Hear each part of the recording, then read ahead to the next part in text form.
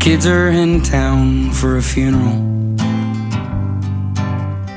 so pack the car and dry your eyes.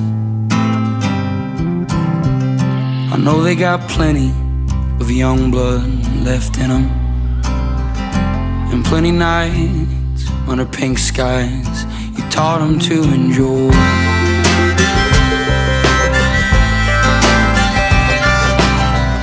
So clean the house, clear the drawers, mop the floors, stand tall like no one's ever been here before or at all.